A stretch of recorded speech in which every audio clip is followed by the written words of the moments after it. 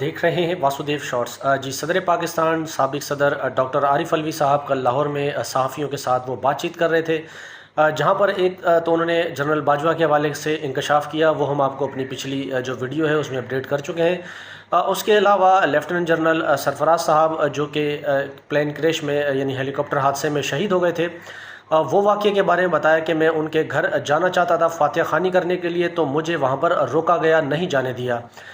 मेरे बज़िद होने पर, इसरार करने पर मैंने कहा अगर आप मुझे ज़बरदस्ती रोकेंगे तो ख़बर बनेगी।